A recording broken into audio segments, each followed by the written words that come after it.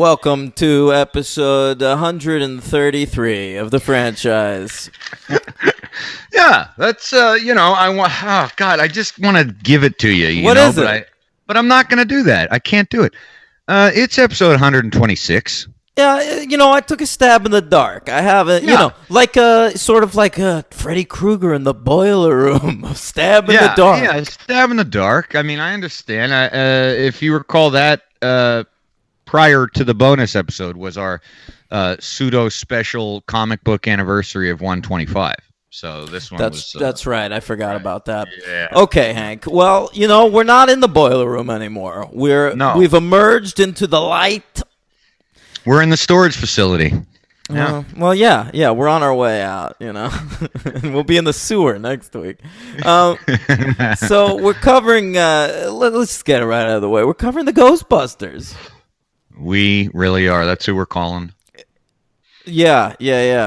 And I'm your host, Daniel Ehrenberg, and I ain't afraid of no host. All right? Oh, please tell me you came up with that ahead of time. Yes, I did. Okay. All right. That would have been pretty impressive. Yeah. Hank, yes. I'm in a new recording studio here. You are indeed. So if the sound is a little different, that is why. I hope it is still to your liking, or maybe more to your liking. I feel like we don't get the greatest notices on our sound quality. But yeah, have we ever gotten somebody say, by the way, guys, your sound is just an enviable part of your show. No, we haven't, but I've heard professional podcasts, from celebrities that sound shittier than this. So leave us alone. Right. I mean, with the equipment we have, we're doing the best we can. I think we're pretty acceptable. Oprah's podcast doesn't sound that great. Isn't that weird? You'd think that would sound amazing. Really? Is that right? Yeah. Yeah. Well, you'd think it would be perfect. Yeah. You'd think it'd be pristine.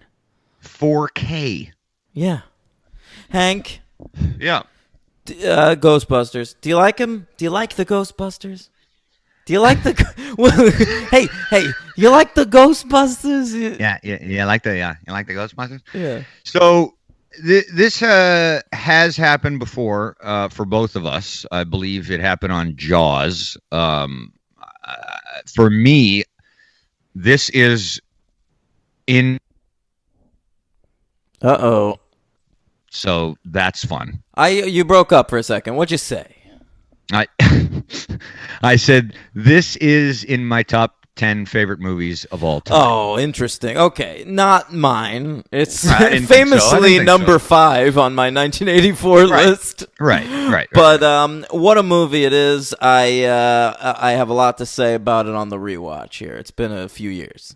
Yeah, it's been a few years for me too. I've watched this movie a lot though, Henry. It's one of those few movies that I can quote. I've seen, because I probably watched it at least twice a year for a good bunch of years there. Yeah, definitely. I haven't watched it since I lived in New York, and it's quite possible I may not have watched it till I remember buying the double DVD. I had that.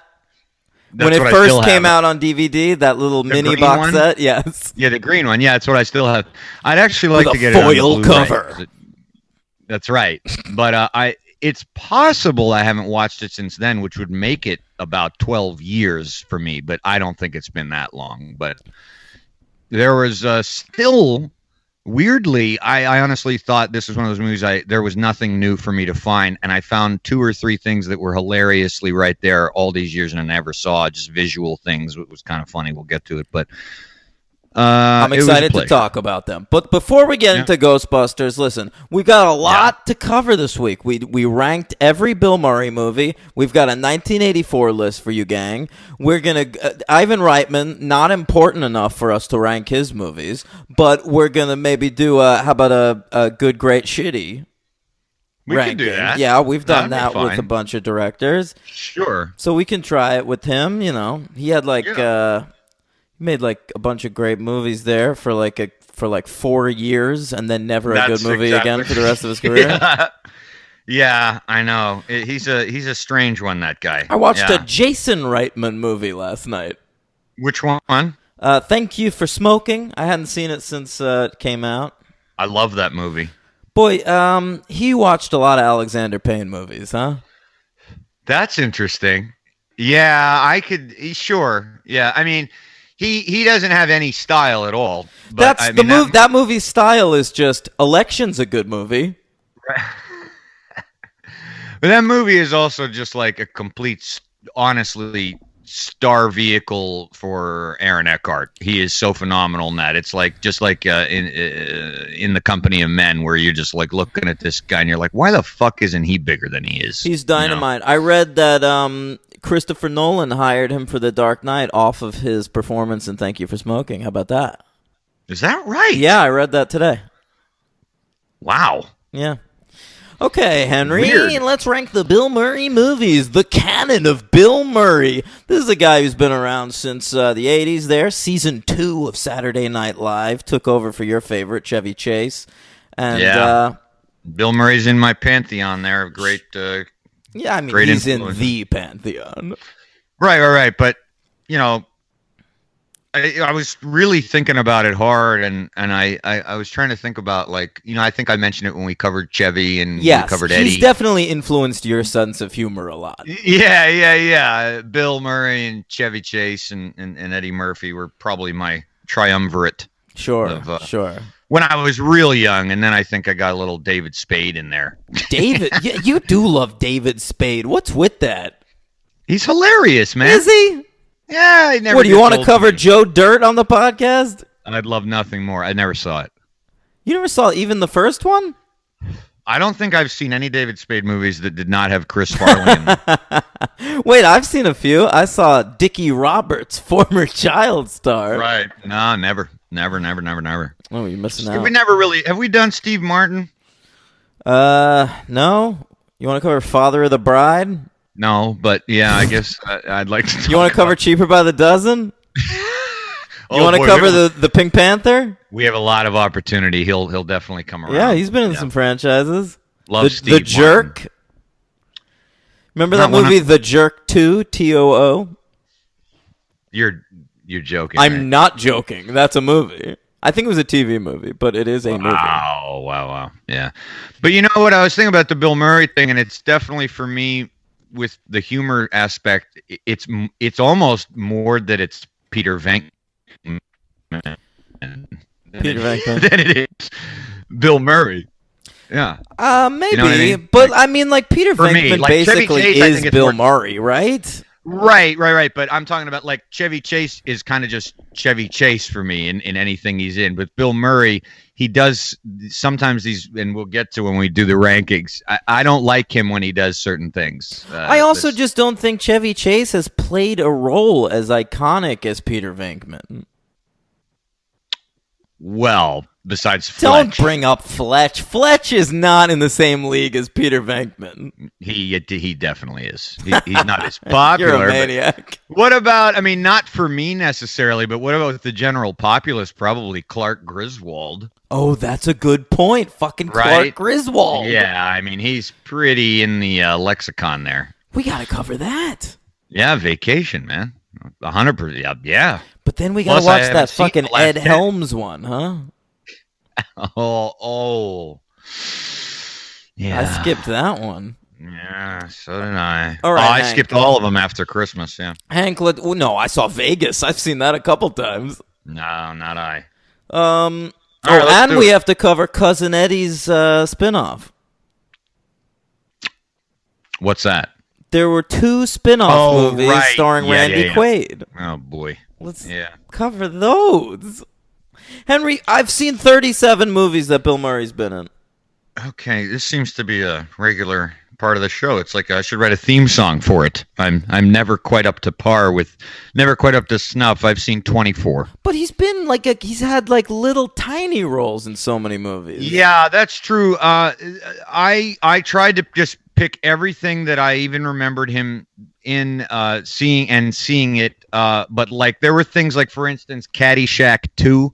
I couldn't remember if I'd even seen that. It's entirely possible he even in that? I did. I don't know. I don't think so. But there might have been one or two other things where I was like, I just don't know if I saw that, so I didn't include things I wasn't positive about. But 24 is still a lot. There was also a period where I clearly stopped watching his movies. That's very apparent. That never happened to me. Never at all. Yeah. This runs the gamut, man, from like the 70s to now. Although I guess lately I've skipped a few. You know, I'm not seeing fucking Rock the Casbah. Leave me alone. Right. And one that I didn't remember if I've ever seen, which we will cover eventually, was Meatballs. I don't think I ever saw it. I've seen it. We should cover that. I like that movie. Not to spoil its placement on the list. Okay.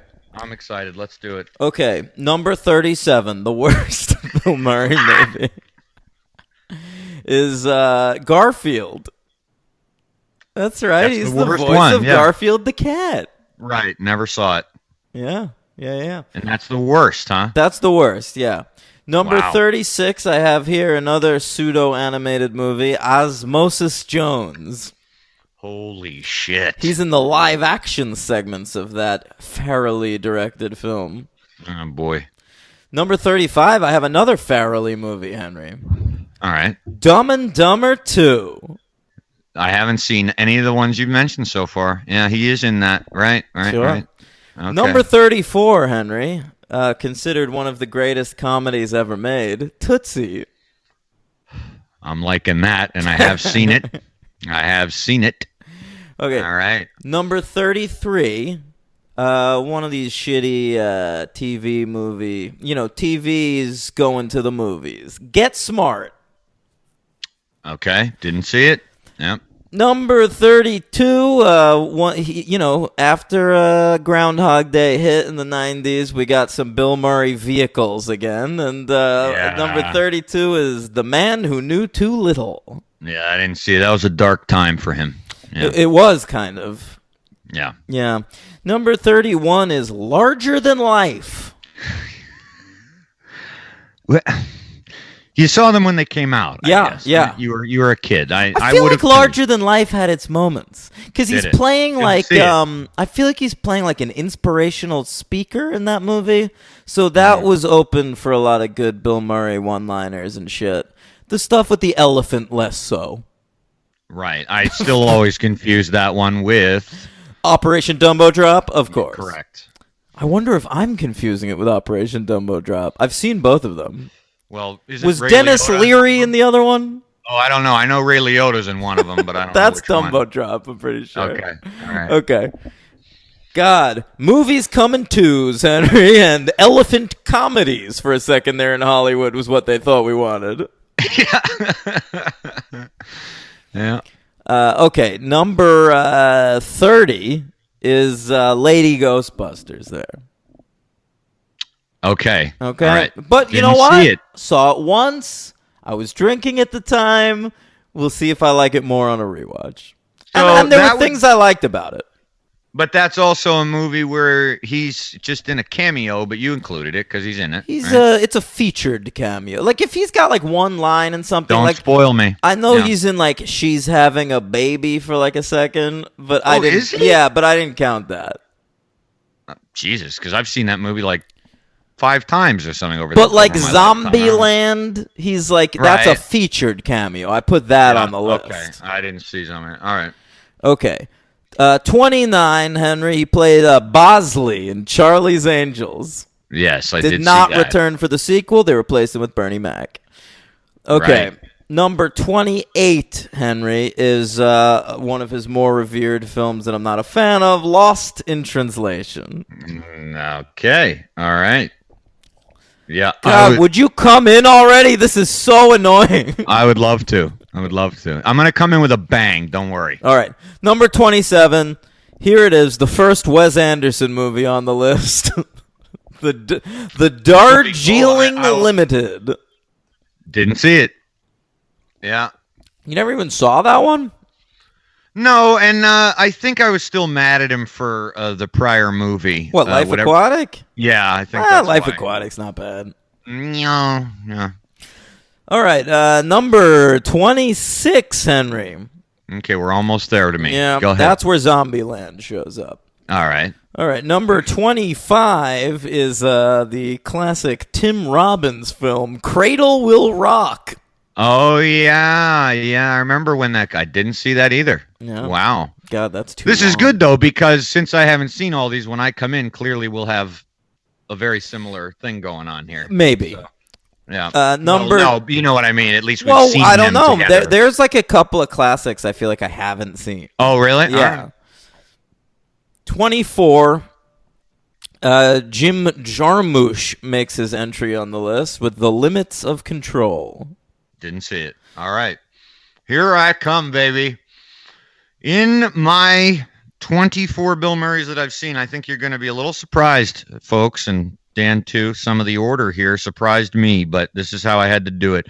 The worst Bill Murray movie. I'll tell you what, can I just say, Bill Murray's been in a lot of good movies. Because like, I'm at like 24 now, and we're already into movies that I like. Like movies I'd give like a 3 to. Yeah, I don't feel that way. I honestly don't feel that way until about my top 12. I'd say are 3 up. Yeah. So number 24, I really had to consider this because it really is a really stupid movie, and everybody in the fucking world loves it. So it's last on my list. Ooh, Tootsie? Yep. Good for you. Good for you. Fuck that movie. I hate it. I think it's terrible. Yeah, it's not Bill Murray's fault. But it's just a terrible movie. Come on. Dustin Hoffman as a lady. It's just and you'll go back, Henry, and you'll read every fucking review of that movie by critics you respect and revere. Oh, they love it, and they all gave it like 4 stars. Oh, it's a monumentally acclaimed movie. Yeah, it's crazy, and it's get not a movie whose reputation has diminished over time. Like you'd think at a certain point the critics would come out and be like, boy, we sure were wrong about that Tootsie. Yeah. You know, let me ask you for a second, since we have the time here. You know, it seems like critics, when they reevaluate movies over time, and you go back and not all of them do this, but I admire the ones who do. Ebert's actually one of the ones who does. Sometimes he goes back and reread. Well, not these days. He's dead. Correct. That's right. That's a great point. When he was alive, he did do this occasionally.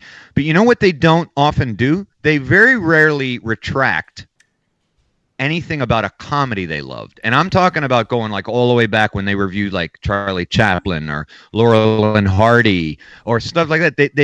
They have a real need to go back and revisionist history their dramas and their horror movies and say they don't hold up.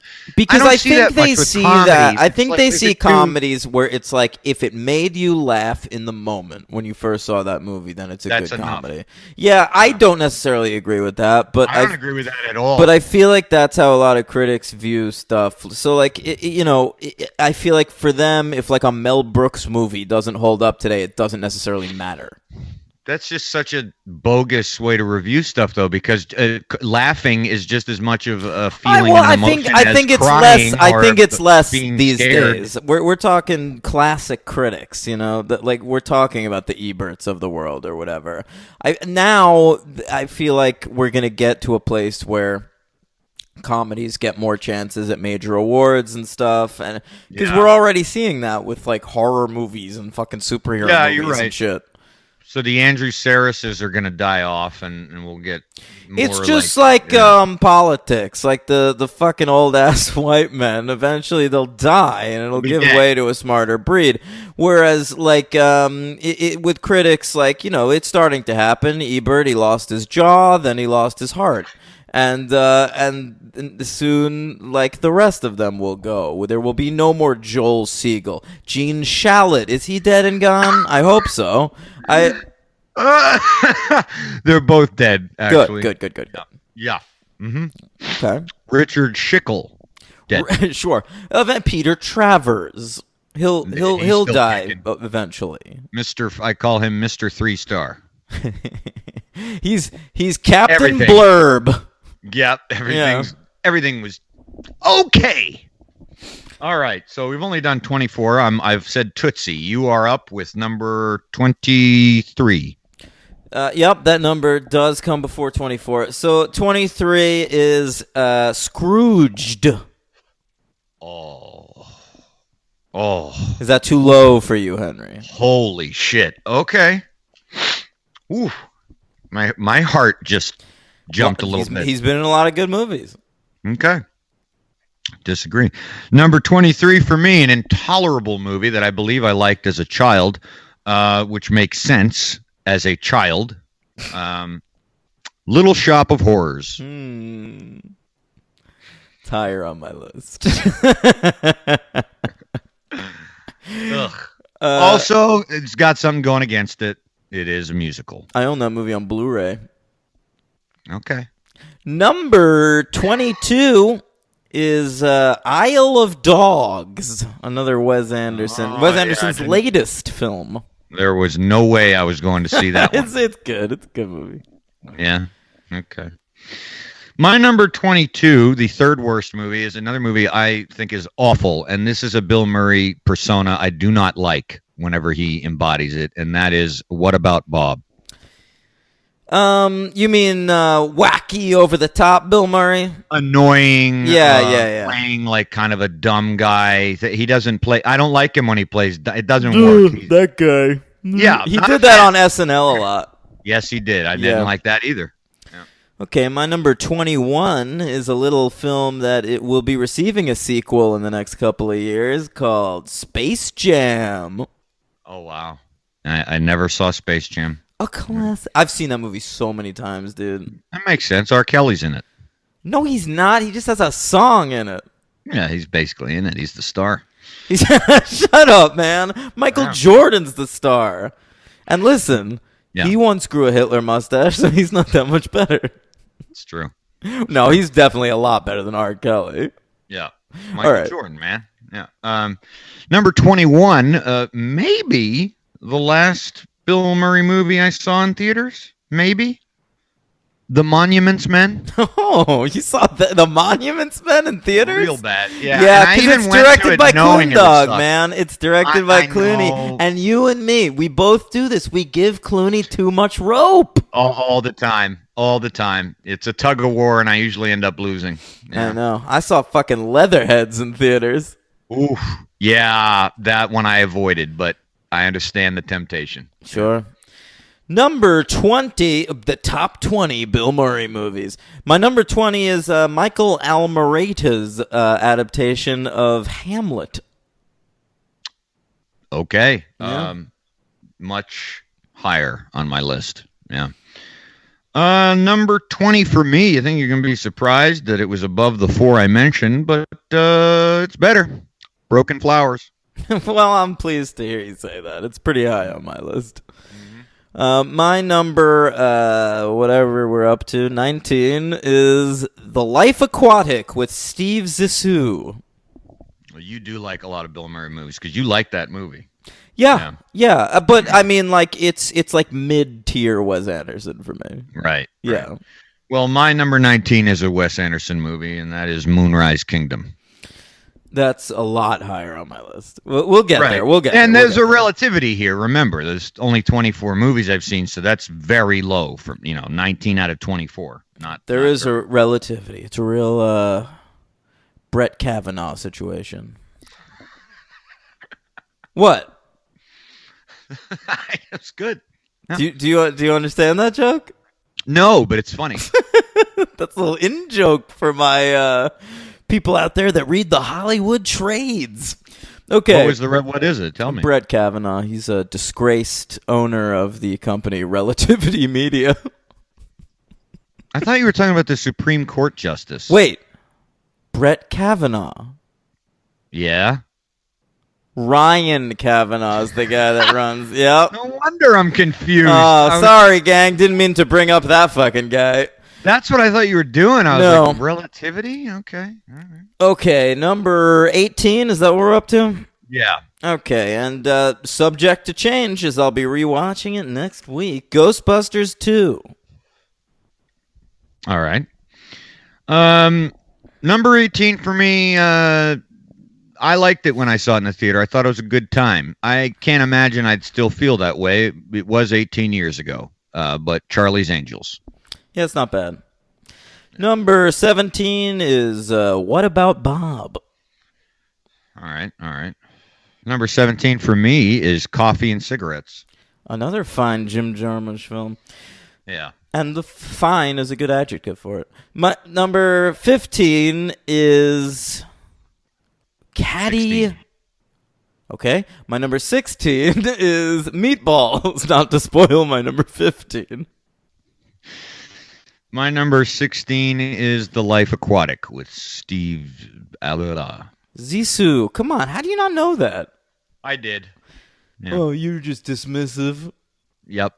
All right. My number 15 is Caddyshack. Okay. Fair enough.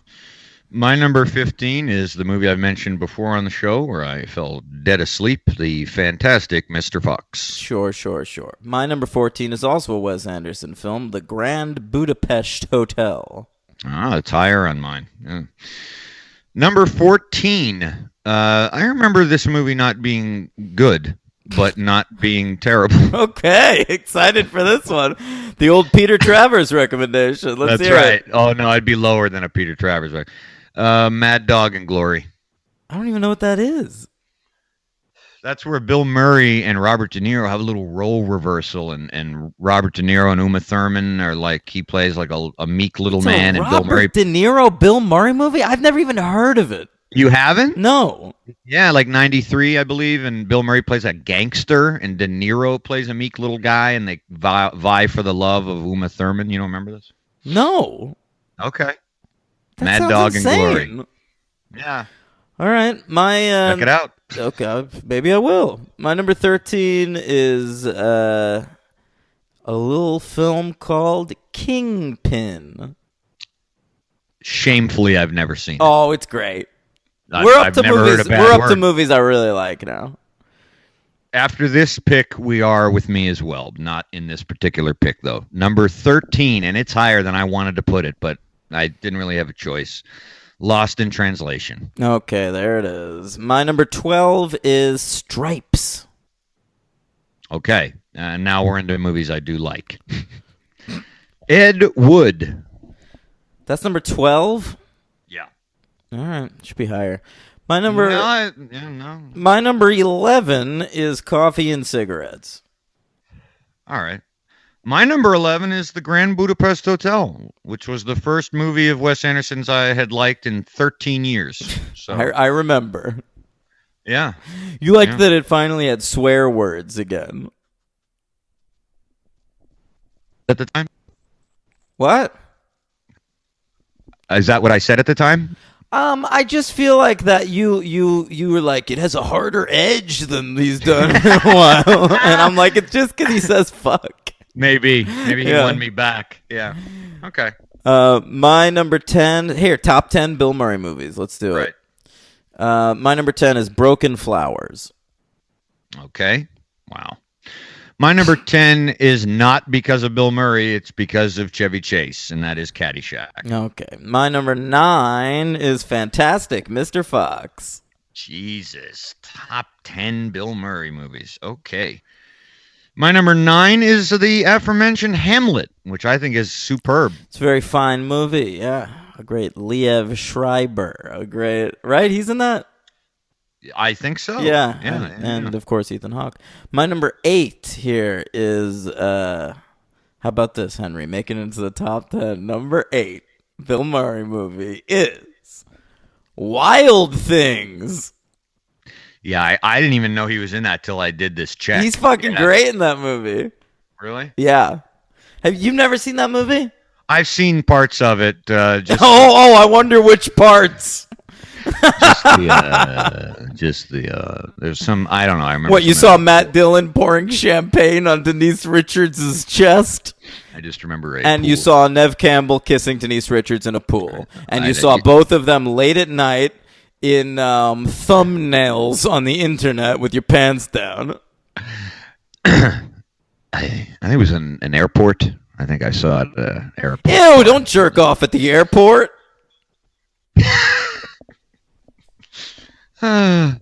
Number 8, one of my all-time favorite movies, and my favorite Actually, it's my favorite Wes Anderson movie, but not the highest Wes Anderson movie on this list. The Royal Tenenbaums. All right. What the fuck does that mean? Well, it means that there's a better Bill Murray performance in something else, but the Royal Tenenbaums. Oh, I hear you. You didn't want to have Raleigh St. Clair at number 1. Correct. Yeah. All right. We're up to 7. Is that right? Right. My number 7 is Little Shop of Horrors. Wow. Okay. Yeah. My number 7, and subject to change, is Ghostbusters 2. All right. Yeah. My number 6, Henry, is Moonrise Kingdom. Wow. I love that movie. Such a strange, but sounds a little bit like you're doing something a little bit different than I am. I was really thinking hard on this list, trying to get more of like my Bill Murray performance, more than like a great movie. You know what I mean? Like, did we skip 12? I didn't. Mine was Ed Wood. I might have. My number 12 is Stripes. Did I mention Stripes? I don't think you did. Yeah. Okay. Number 12 was Stripes. And see, to me, that's like quintessential Bill Murray. Like, if we're really talking about the 100%. Best Bill Murray performances, that's up there. That's kind of what I was doing. Yeah. A little bit. I'm trying to mix it with, a good to great movie, but also a very essential Bill Murray performance. So it's tough. I hear you. All right. So number top 5. Number 6 for me. Did you do your number 6? Yeah, Moonrise Kingdom. Scrooged. Okay.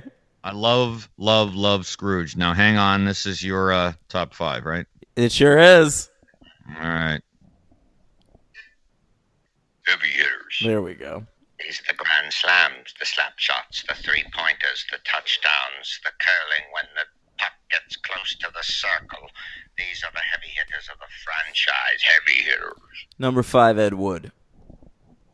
Wow. All right.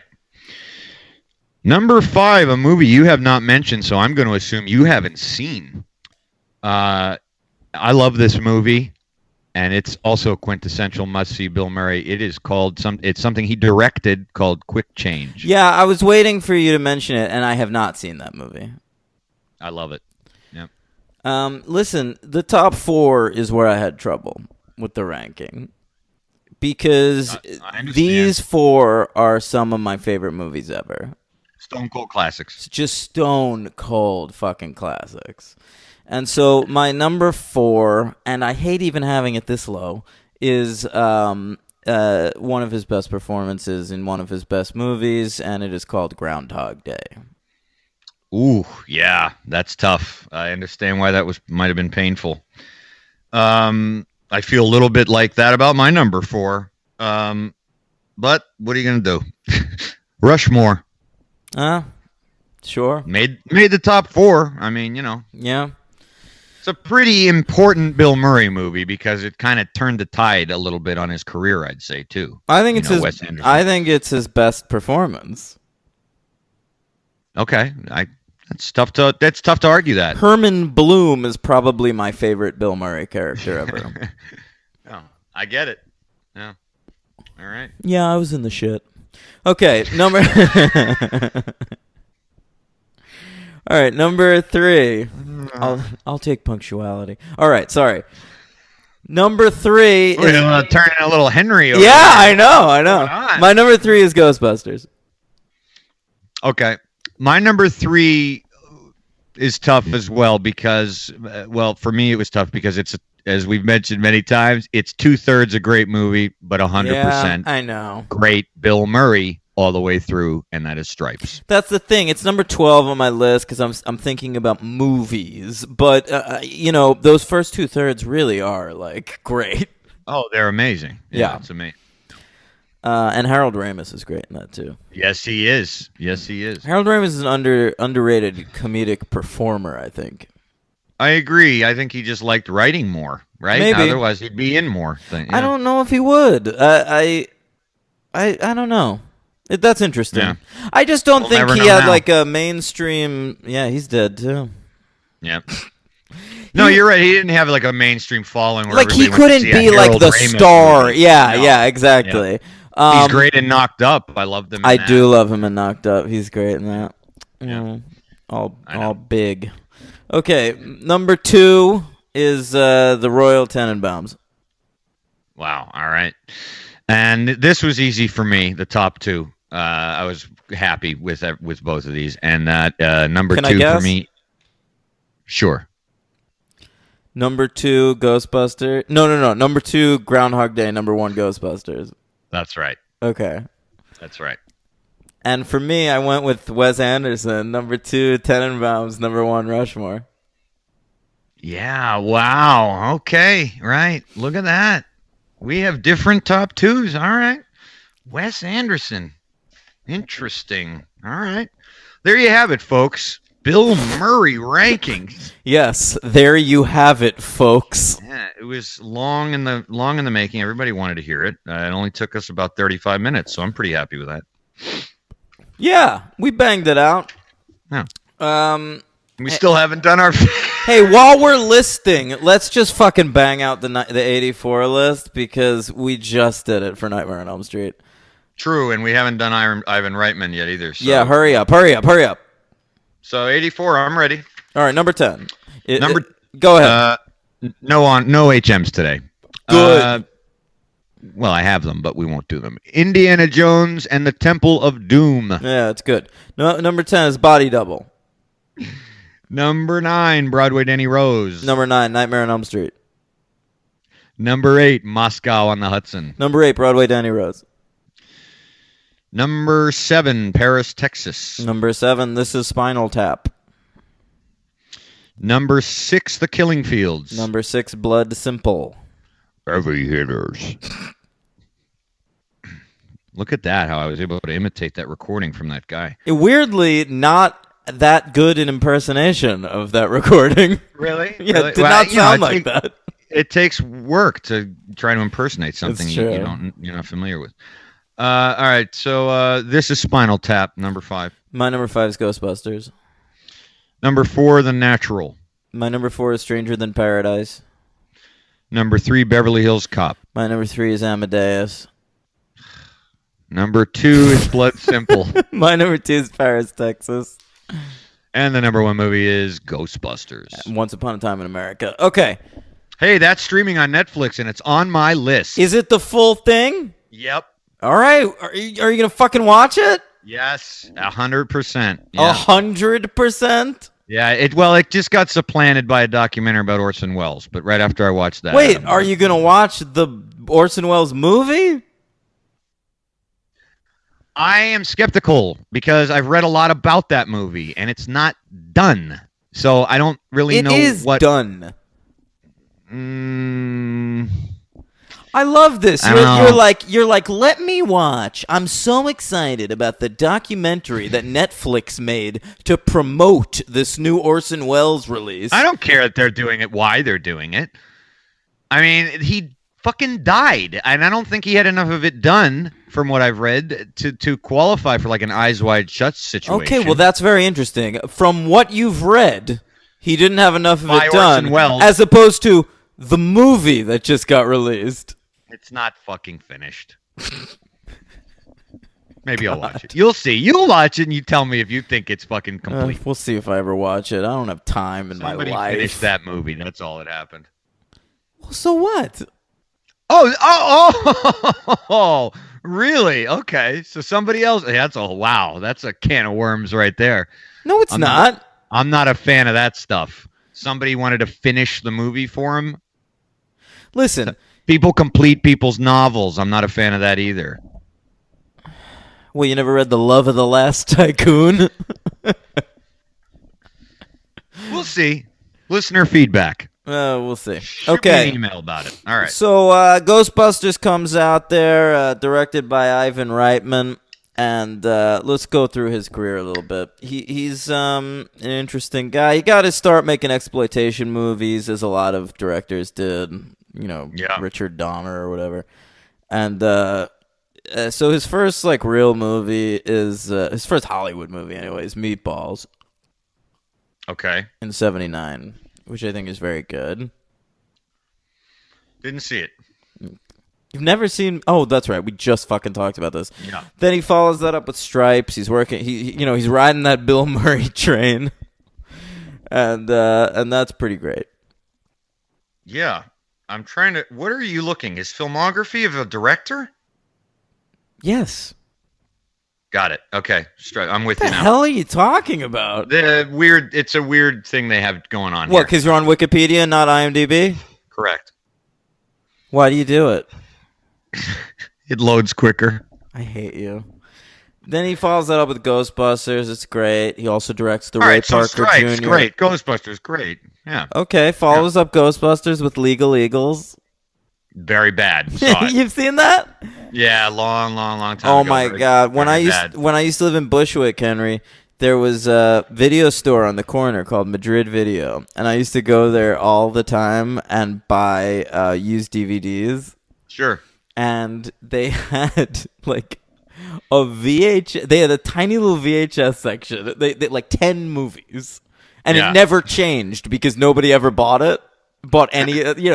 So they had this one lone dirty yellowed VHS copy of Legal Eagles that I looked at every time I was in there. Did you ever consider just being like, I'll pay the $1 for it? No, I never even considered it for a second. But also, like, I thought it was just like some forgotten shitty 80s movies, and then I later became so curious from seeing it like once a week for years that I looked it up on Wikipedia and found out it was Ivan Reitman's follow-up to fucking Ghostbusters. Yeah. I didn't remember it was Ivan Reitman. I always remember just Robert Redford and Daryl Hannah and some other famous actress. But looks like Deborah Winger over there. There you go. Yeah. Brian Dennehy. Big wing. Okay, he followed that up with Twins. Liked it when it came out. Don't think I've ever seen it since. Well, no need to ever revisit that one, Henry, because that opinion stands in perpetuity, according to some critics. Is that right? Yes. I didn't know that. No, I'm saying we were just fucking talking about this. Critics never have to reevaluate comedies. But I thought you were making a specific reference to the evaluation I was not. of Twins. Broader joke. We'll rewatch it when Triplets comes out. All right. So he follows that up with Ghostbusters 2, which is we'll talk about it next week. Then Kindergarten Cop. I saw it when it came out. I don't remember it. It's great. Good? Dude, I rewatched it like a year ago. Really? Okay. And I was way into it. All right. Well, I'm way into his next film. Are you? Uh-huh. It's good. I love Dave. Dave, yeah. Terrible title. Yeah, real bad. Why is it called Dave? I don't know. Well, probably the main character's name is Dave. But, I mean, you can't call a movie Dave. It tells me nothing. I know. It's an awful, awful title. Yeah. It's like that movie Jack. Should be called like The Curious Case of Jack, at least. Right. Yeah. Okay. Go ahead. Then he comes out with Junior. Never saw it. I'm sure you did. Yeah, it's garbage. Okay. It's garbage. I think Roger Ebert gave that movie like 3.5 stars, though. No way. I swear to God. I think you're right. Yeah. Next, we get Father's Day. Yep, I saw that on a field trip at summer camp. Wow. The whole camp went to see Father's Day. I just remember it's Billy Crystal and Robin Williams mugging the whole movie. That is pure torture. And Vincent Kartheiser, I think, plays the son. I could be wrong about that. Wow. And took me a second. And they're following him around because he's on tour with a metal band. And the metal band is Sugar Ray before they were famous. Okay. The metal band, Sugar Ray. Well, they were kind of a metal band before Fly came out. Yeah, you ruined my joke. God damn it. All right. By the way, it was not Vincent Kartheiser. I don't know where I got that. That's crazy that you thought of Madman's Vincent Kartheiser. Well, because that dude like had a career there for a while, did. playing like angsty teens. Sure. Yeah. I did see his next movie. 6 Days and 7 Nights, one of my father's favorite movies of all time. Really? Yeah, probably top 10. Really? I swear to God. Okay. All right. It's Days, garbage. Why'd it have to be nights? God. Fake lesbians. Why did it have to be fake lesbians? 6. Why'd it have to be 7? I didn't see his next Pirates. movie either. Pirates. Why did it have to be pirates? Okay. There's pirates in that movie. There's planes, too. Evolution is, Ghostbusters 3. And I saw that movie in theaters. And, that movie was frustrating, I remember, because it's a really terrible movie. But there was something about it where I was like, there's a good movie in here somewhere. Is that your just bias for your love of Duchovs? No, not at all. Not at all. Okay. Not more, like, putting the cast aside completely. There was something about, like, the premise of the movie. Like, that was, like, appealing. Like, ooh, this is good. Okay. But it was a bad movie. And the next movie he directed was the last thing of his I've ever seen. I did not see it. I didn't see it in theaters. I think it was just on TV, and I decided to watch it. My Super Ex-Girlfriend. How'd that work out for you? Pretty bad. My Super Ex-Girlfriend. I remember the trailers for it. Yeah, not a good usage of my time. No? No. I'm sorry to hear that. Yeah. He followed that up. So it was then like he didn't do anything for a long time. Even Super Ex-Girlfriend came out like 5 years after Evolution. Because for a while there he was relatively prolific. And then he just like slowed down. I guess he was like, Jason, it's your turn, buddy. That's right. He handed over the gauntlet. And his next movie came out in 2011. It was called No Strings Attached. And talk about movies coming in twos. You remember that year? There were those 2 sex comedies about friends deciding to fuck. The other one was Friends with Benefits with Mila Kunis and Justin Timberlake. And this one was No Strings Attached there with Ashton Kutcher and Natalie Portman. And I remember... You see it? No, but I remember that this came out right around the time I think Natalie Portman was maybe going to win an Oscar for Black Swan, and like it was like a Norbit situation. Like, is her performance in this going to hurt her chances? Norbit. Yeah. And so like he followed that up with Draft Day, and that's the last movie he made. He appeared on Marc Maron around that time, because I remember Marc Maron weirdly having to talk to Ivan Reitman about Draft Day.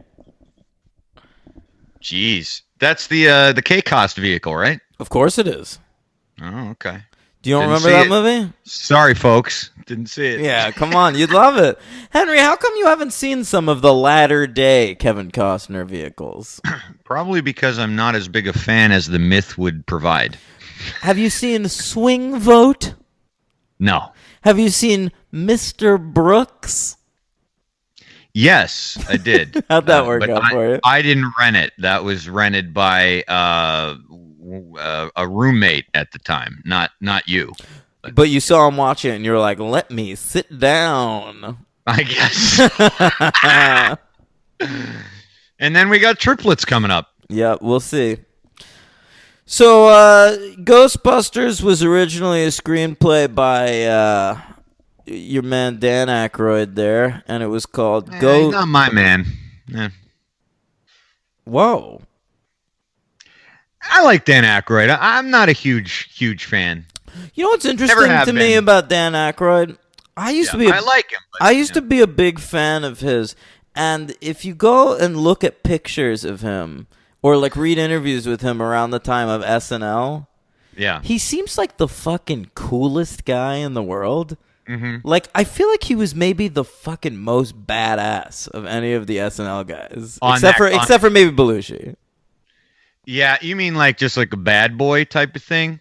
Yeah, he was fucking. Yeah, you're right. Like really cool, but like his comic persona is nuts. like, I'm a fucking weirdo. I'm just a Completely. I'm a little nerd over here, the Bassomatic, whatever, and right. That's what he does, and I've been watching him in those roles for years. But like, I have followed Dan Aykroyd's career. You might want to know if I have watched every episode of his 1990s sitcom Soul Man, where he played a priest, and the answer is yes. I was gonna ask that, and do you remember at a certain point Dan Aykroyd had a bald spot? Like, yeah, of course. Isn't that weird? Like all of a sudden, is that gone? No. I feel like he still got it, but like it was just. I feel like it appeared out of nowhere. It was like all of a sudden he was like in something, and you were like, "Hey, what happened to that patch of hair?" You snort that much cocaine in your lifetime and see how your hair looks. I don't know if it's cocaine that does that. Dan Aykroyd's a very manly man. Sometimes that overload of testosterone gets rid of your hair. No, I always like Dan Aykroyd. He's the guy who takes Propecia every day. Okay. Hey, why not? Why not? Good for you. Good for you. I can't afford it. Yeah, I like Dan Aykroyd. I've just never had. He's not.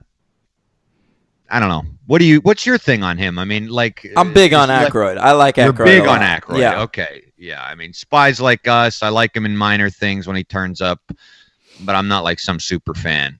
I think he's really interesting guy. I like that he's turned into a maniac. Of course, one of my favorite DVDs of all time is Dan Aykroyd Unplugged on UFOs.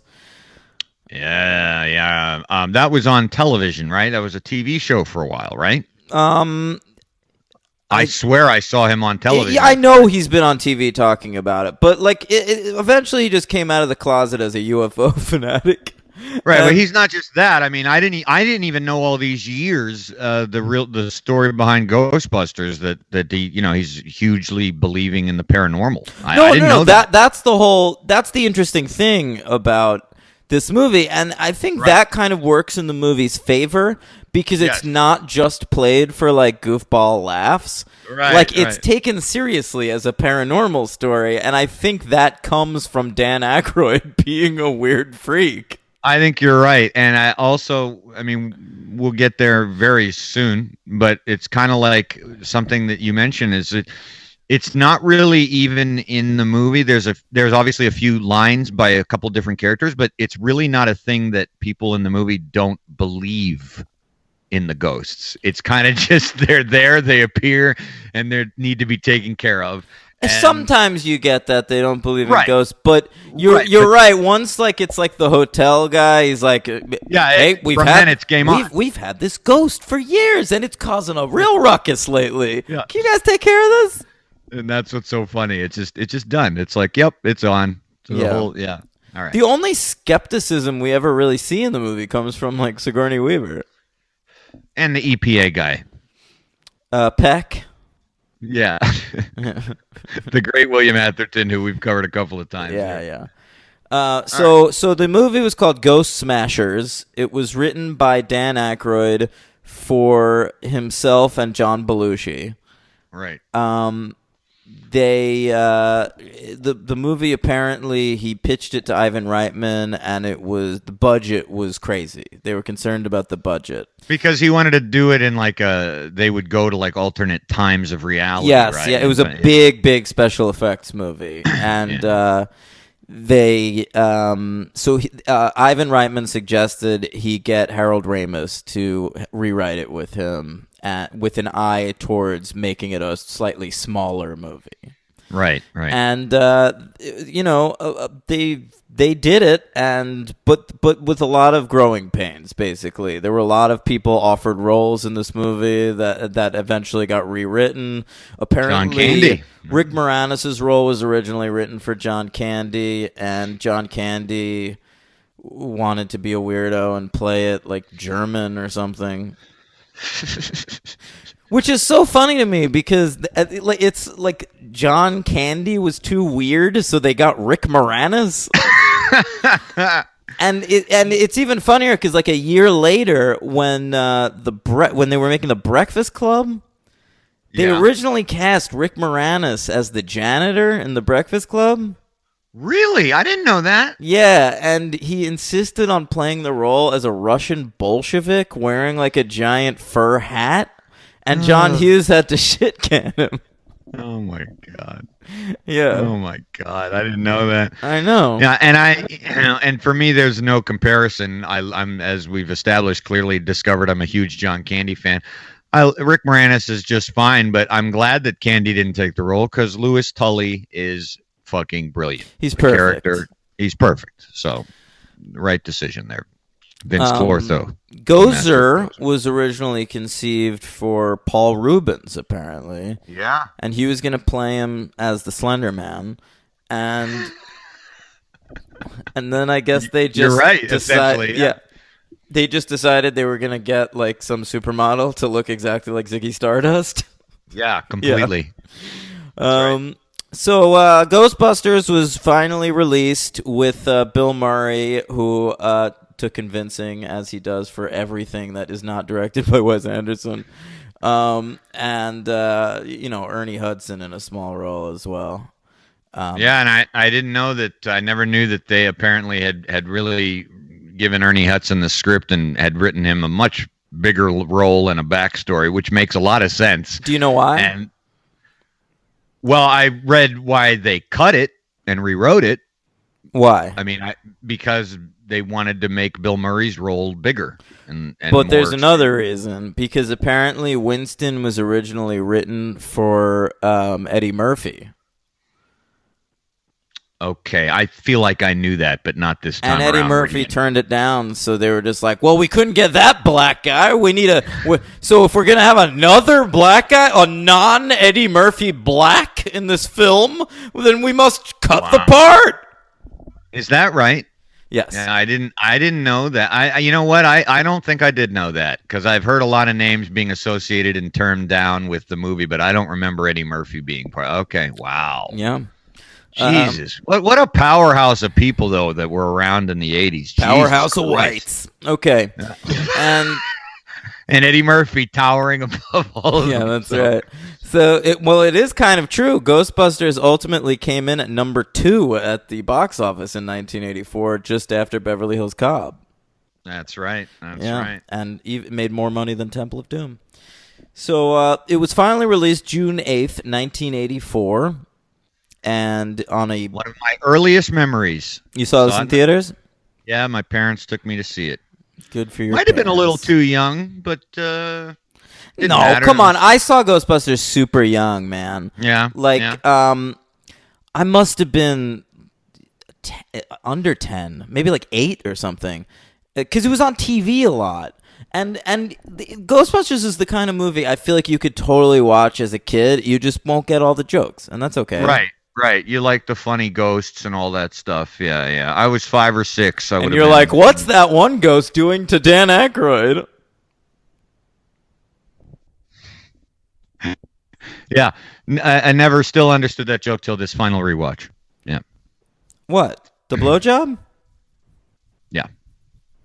What are you talking about? That was a joke. Oh, okay. That was a joke. Sure. Okay, so budget of $30 million on this bad boy, and that's a high budget for 1984. So, think about what that original script looked like. Yeah, exactly. I mean, you're right on that on both points, but also for $30 million in 1984 for the effects they pull off, I'm pretty impressed. Everything except the dog jumping through the door looks great. Right. That's just some puppetronics not going super on there on seamless a green screen. there. No. But yeah. All right. So made $295.2 million at the box office. Really massive movie. It was nominated for 2 Oscars.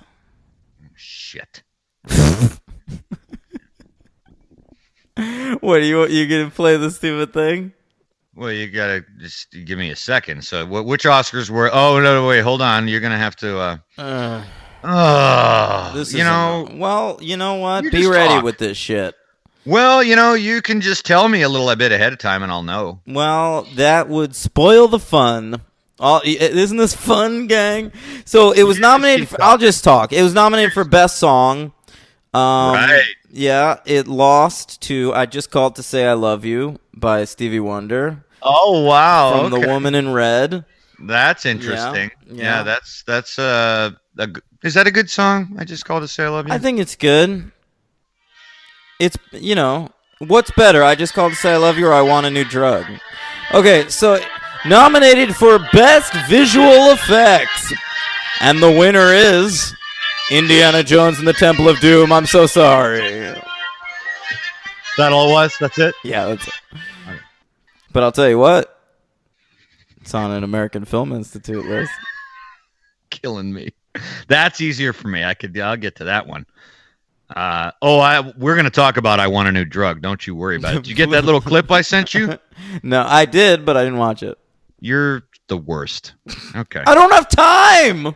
You don't have time to watch? I'm a week behind on TV. Although I did watch a fucking Jason Reitman movie last night for no reason. Do you need to hear it again? I'd love to.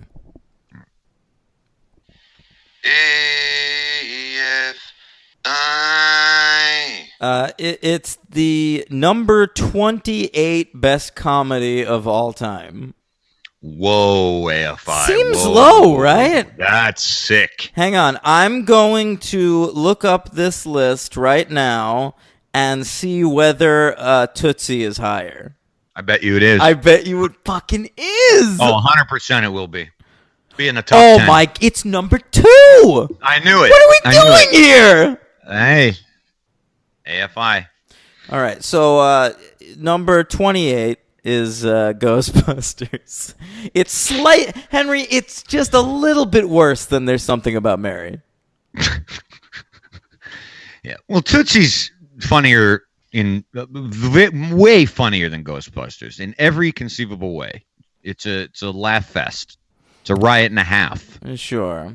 Number 8, It Happened One Night. What a hilarious movie that is. God. Sure. Really.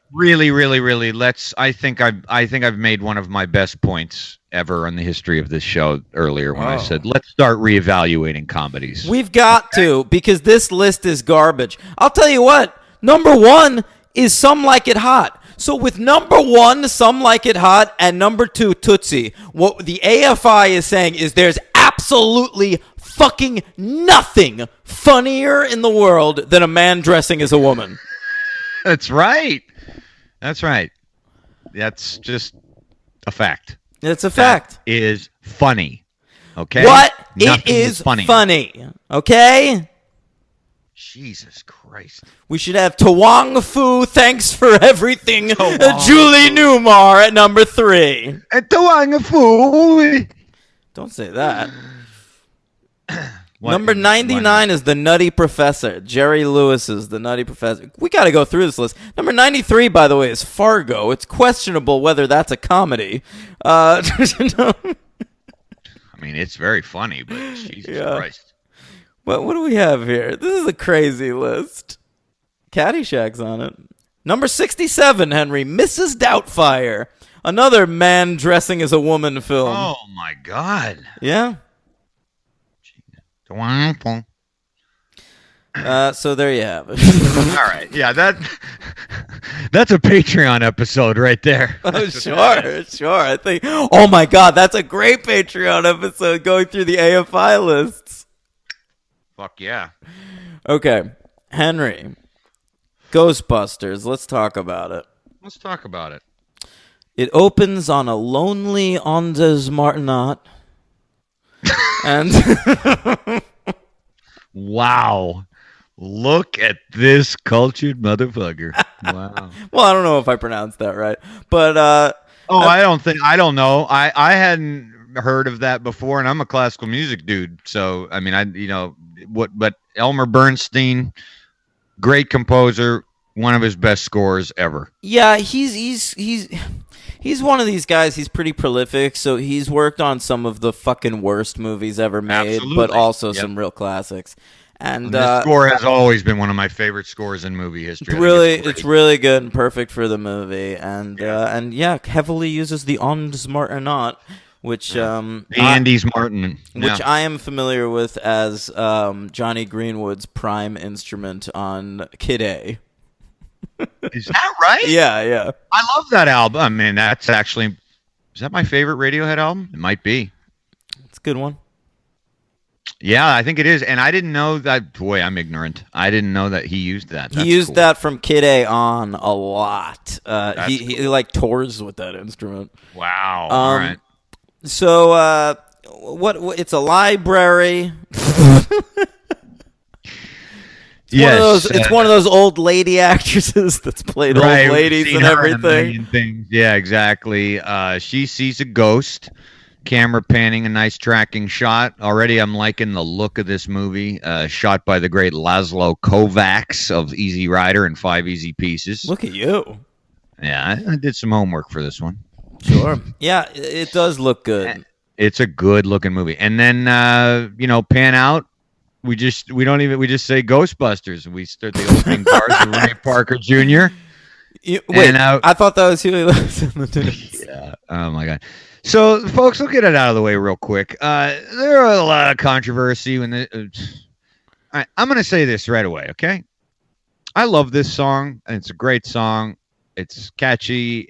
Is it as good as I Want a New Drug? It's way better. And I'll tell you, here's the thing. I wanted to beef up on this a little bit because I hadn't heard I Want a New Drug in a long time. So I listened to both, like right one after the other. Look at you, Henry. You really did do homework for this. Yeah, and I want. How many episodes of The Purge show did you watch this week? 42, I think. I'm episode 44. There's only been 9. Well, so I Want a New Drug. The video is really, really, real bad, and I like Huey Lewis. Okay, we've talked about Huey Lewis, Back to the Future. Power of Love, great stuff. This is bullshit. He had a beef, if you guys don't know there, some of our listeners may not, that he thought Ray Parker Jr., he accused him of plagiarism and sued him and took him to court. They settled out of court. Now, the songs share a very thin vibe of a melody. And it's real bullshit. No, it's not. It really is bullshit. No, it's not. It's a bit plagiarism. It's like fucking. It's just because it's done differently. It's like how that song "Stay With Me" by Sam Smith is the same song as "Won't Back Down" by Tom Petty. You wouldn't think so because the tempo is different, the vibe is different. Yeah, I don't agree with that either. But the choruses, the chords are the same. But I think you tread on very, very shaky ground when you get into some arguments like this, because I mean, then you bring up all these kind of unintellectual fights where you're going to be like, well, then all rock is from all rock and it all comes from the same place, and it's just like, we're all using the same tonality. But some songs are just the same as other songs. Like there's a bunch of Led Zeppelin songs that are just the same as blues standards. I agree with that, but when you get into like certain areas of, we're starting to sound like NPR. You just love Ghostbusters and want to defend Ray Parker Jr. No, but I don't, because I can't compare Ray Parker Jr. as a musician to Huey Lewis. I mean, Huey Lewis is better, but he's wrong. He's wrong. I think it's a little bit of this, little sour grapes on Huey Lewis's part. It's another movie I watched for no reason recently. You what? You think it's sour grapes on Huey Lewis was king of the fucking world in 1984. He has no sour grapes. He's in a better movie the very next year. Whoa. All right. But hey, they're my number one movies of their respective years. So, and The Power of Love is a great song. I want better song than Ghostbusters. Yeah, it is fine, but I believe Huey Lewis turned down this opportunity. Yeah, so Ray Parker Jr. was like, Well, Huey Lewis turned it down. Let me just do a Huey Lewis song. That's such bullshit. Huey Lewis was jealous. A confident musician like Huey Lewis, I would think, that wouldn't give a shit. It's such a stupid exactly. thing A confident music like Huey Lewis would not give a shit unless the song was legitimately stolen. When was the last time you heard "I Want a New Drug"? Probably more recently than I'd heard Ghostbusters until I watched this movie. Yeah, all right, okay. Here's whatever, something man. you'll forget about Who the fucking cares? Ghostbusters movie, Henry. The bullshit, spurious thing. Go ahead. How many songs are there about the Ghostbusters? A lot. What the fuck? You got the Bus Boys. What's that one? They plagiarized Muddy Waters and B.B. King. Oh, please. No, they got the Bus Boys. They had a couple. They got the... They were telling you a story about the Vincent town I know. But it's like every other scene in this movie, there's a song that's just so... like. I believe it's magic. But the one you remember is Ghostbusters. But Right, then right. you'll be listening... because there's lots of songs in this movie, and it's like...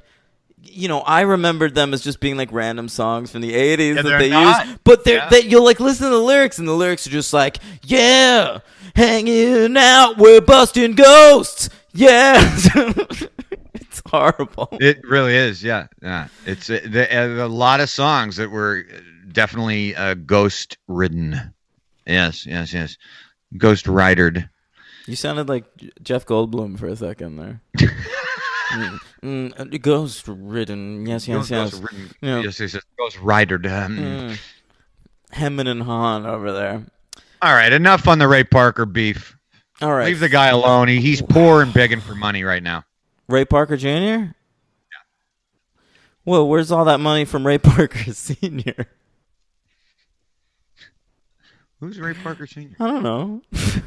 But he bequeathed his name to his son. We are all over the place on this show today. I love it. No focus whatsoever. All right. So the credits come, and we go to one of the best shots in the movie. I'll be saying that a lot, but you see Peter Venkman's office door, which inexplicably has it written in lipstick? Venkman burn in hell. Yeah.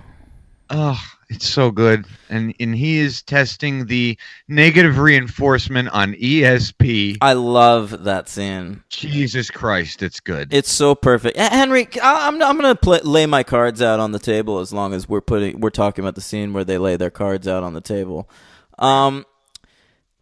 This is the third best movie we've covered on the podcast. Oh, all right. Jaws. Oh, I forgot we covered Jaws. Okay, listen. Jaws, Scream. No, I just think because there's something about Scream and Jaws that are like really amazing movies. Those are like my personal favorites. And then there are movies you watch and you're just like, those are perfect. Right. And that's not necessarily the same thing. Because I a lot agree. of my favorite movies of all time are fairly messy. But I think Sure, me too. Let me rephrase. I think the most perfect movies that we have covered on this podcast are Back to the Future and Chinatown. I was going to say Chinatown. And I'd like to add Ghostbusters now to that list. I agree. I don't think there's anything wrong with this movie. I agree.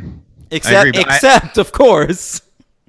Right. For the ghost blowjob, which is why yeah. that term exists for me. Right, correct, right. Yeah, I mean, I think there's a couple other movies we have covered, I have to say, that I do think are perfect. But, What? I mean, I think Raiders of the Lost Ark is perfect. I don't think it's perfect. I think it's great. Yeah. It's a 5. Pretty flawed. And I think Jaws is perfect. It's a 5. Well, I'm not going to argue here, really, because it's not, I mean... Henry, Jaws is my second favorite movie of all time. I'm not denigrating Jaws, but... Jaws is in my top 10 along with Ghostbusters. But there's something about this movie and Back to the Future where the screenplays and then the execution of the screenplays I agree. are flawless. Everything falls in line at every single step. It was one of my intentions going in to try to in a futile way to try to remember all the great lines. Impossible task, completely impossible. It's everybody's great. I mean, I guess you could flesh out Stantz and Spengler, but I don't think you need to, because you can flesh out Winston. That's right, the problem. Right. But the other two you don't need to because of the way the movie is executed. Spengler and Stantz, Ray and Egon. I'm not one of these last name guys. That's what they call them throughout the whole movie. Yes, but Henry, I grew up on the real Ghostbusters cartoon. Oh, I did too.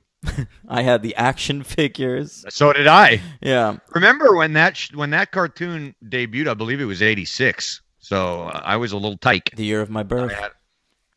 That's right. That's right.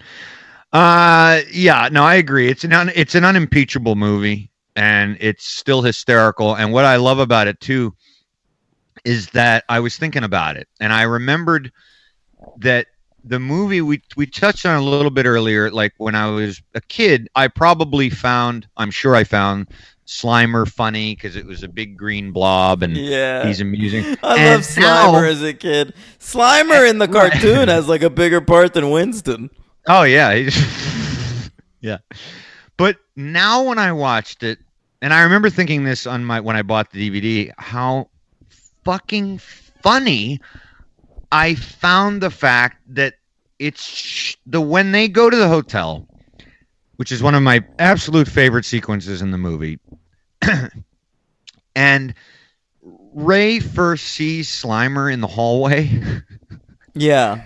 There is just something so, I cannot understand why I find this so funny. But when you just see this ghost and he's just grabbing plates off of a dining cart and just eating them. And there's something about that for me that is just so fucking funny. It's like, whose idea was it to just come up with a ghost that's just this fucking pig?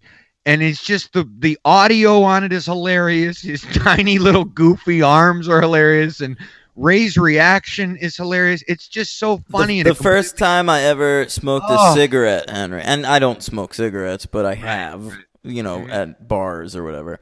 Like, I all I wanted to do was the lip thing. Yeah.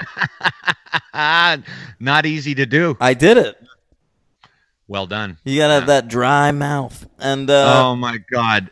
But you know what I'm saying? Also, by the way, 1984. How about the fact that Ray would never smoke cigarettes? He's smoking all over this fucking movie. So is Venkman, man. So is Peter Venkman. No, he's not. What? Yeah, he is. Yeah. When he walks in, he's talking to Janine, and he's telling her he's like real tired, and Janine says like all I know is I've been working for 2 weeks, and he's like, Janine, surely somebody with your skills would have no problem finding a job in either the hotel or hospitality business. And he's got a cigarette dangling out of his mouth. Oh, yeah. Oh, yeah, Winston smoking. The only Ghostbuster who doesn't smoke is Egon, which makes sense. Well, it's probably who smoked in real life. Could be. Yeah. But yeah, you're right. We do see Winston smoke a bunch. Oh, yeah. But do you see my point about Slimer? Yeah, I do. He's great. Thank you very much. Pac-Man. All right, Henry, you take the lead on this one, man. This one's your movie. Uh-oh. All right. So that hotel. So they start up. They go to university and they go to the library, right? They interrogate this poor woman who saw the ghost in the beginning. I mean, is it really necessary to give a plot description of this movie? Probably not. I'll go with my favorite scenes, which is every one of them. They interrogate the woman, and Bill Murray's questions for this poor woman are hysterical. Are you, Alice, menstruating? Do you habitually use drugs or alcohol? And the best question, has anyone in your family, Alice, ever been found mentally incompetent? She goes, my uncle thought he was Saint Jerome. I'd call that a big yes. And they go down and they see the ghost. And Is that brilliant. the no human could stack books like this? That I wrote that line down because I didn't want to forget that line. I've used that line in real life for certain situations. You're right. No human being would stack books like this. Yeah. Asymmetrical book stacking. I love Ray's enthusiasm is matched with Egon's scientific mind, matched with Venkman's detachment. It's just a perfect trio, right? Sure. And they see this. Could use a down to earth black guy, but that's exactly. They get to for it. The first they get half. to it. Yeah, right. Exactly. They get to it, and their reaction to the ghost is completely ridiculous, and they believe it right away. Even Venkman believes it, and then they come back to the university to find themselves being moved out, and that's a great sequence because basically they've been doing nothing. There's a lot of great throwaway lines when they're trying to decide what to do with their careers, leading to one of my favorite lines about academia ever uttered when Ray tells Peter, personally, I like the university. We didn't have to produce anything. They gave us money. They gave us housing. I've worked in the private sector. They expect results. Yeah. They share a flask like Dan and I have done. Sure. And they they buy that firehouse, huh? And they don't like it and they're trying to play it cool and again, Ray's enthusiasm in that scene is very funny. You guys got to try this poll. And Hank, where is the Ghostbusters firehouse? Because they complain a lot about the neighborhood. Right. Well, it's 1984, so it might have been a shitty neighborhood then, but right now you better believe that's some multi-million-dollar property. Oh, that's what I was going to say. Yeah, what is this, like Alphabet City or something? I don't remember, but I did. Yeah, exactly. It's like some ridiculously expensive area. But there was also the interior, I think, was filmed in LA, but the exterior, they're acting like they're in fucking, Kingsbridge, the Bronx or something. Not the Kingsbridge I lived in. That was beautiful. But yeah. So that's great stuff. They hired Janine. Annie Potts is really great in this movie. Sorry about the bug eye thing. I'll be in my office. Yep. She's Ghostbusters, what do you want? And Sigourney Weaver comes in. They check out her fridge. That whole sequence is great. Boy, that's one thing I forgot about this movie is how fucking essential Sigourney Weaver is. She's perfect. She's really great in this. And I think it was really important for Sigourney Weaver's career, too, because she had Alien as a calling card for so long. Right.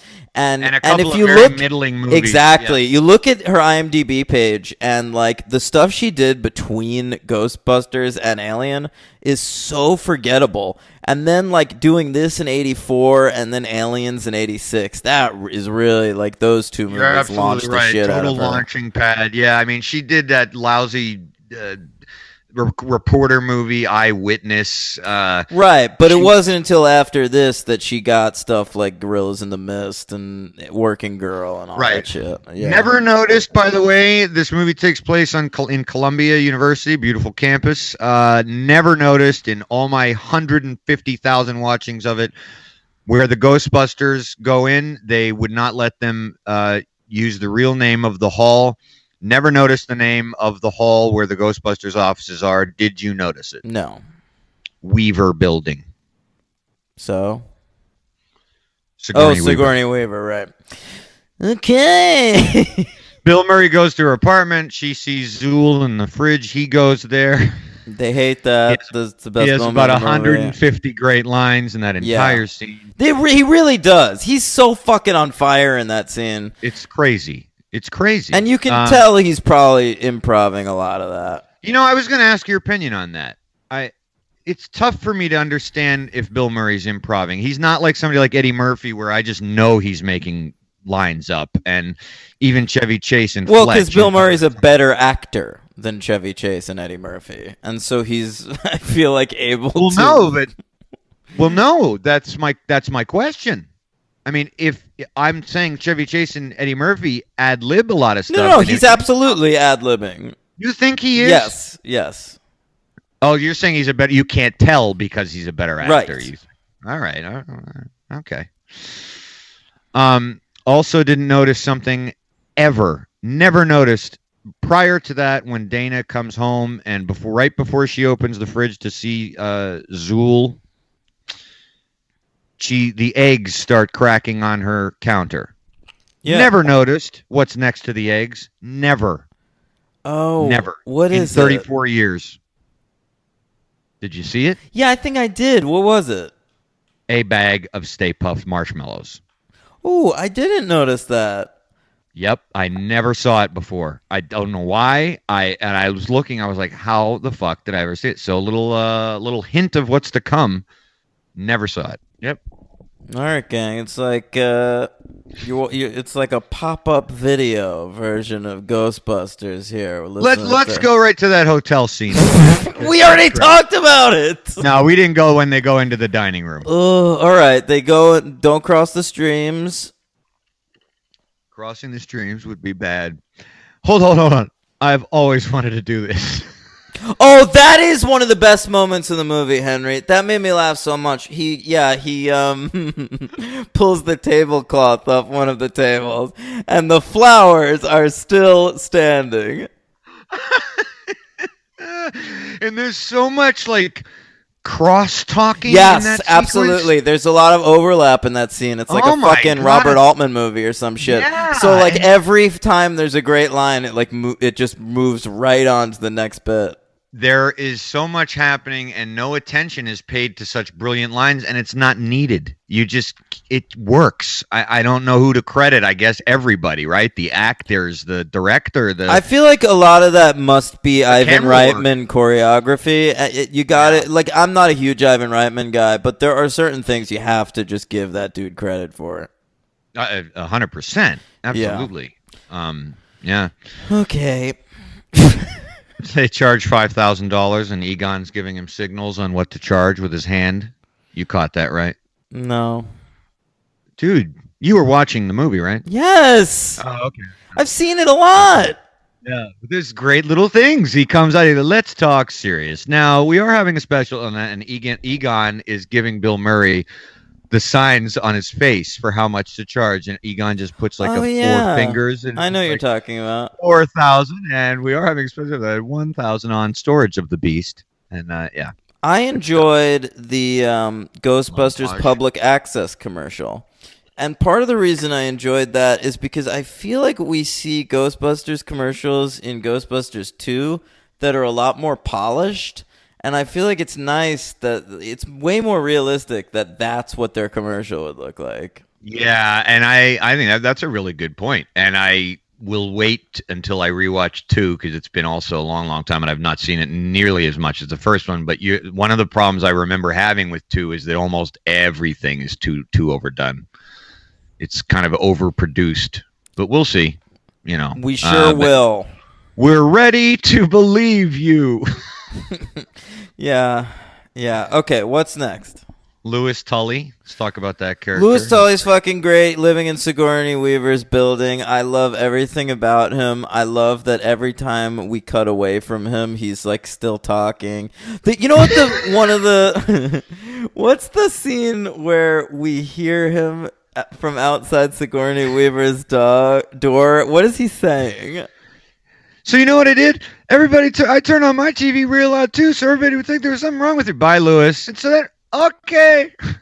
No. I'm going to have a shower. That's great, but I'm talking about the next one where it ends with him just going like, ah! Oh, yeah. He goes, oh,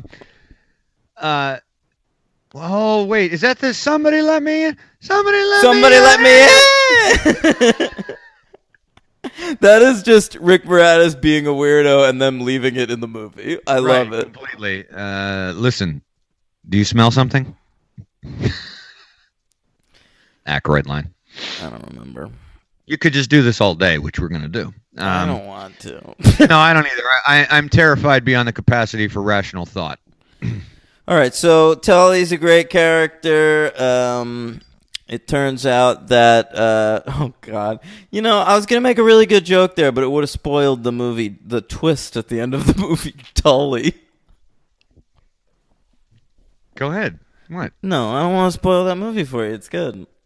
Oh. Yeah. Yeah, it's been on my Netflix queue for a few months. Yeah. So anyway, he's great, and whatever. He turns into a dog.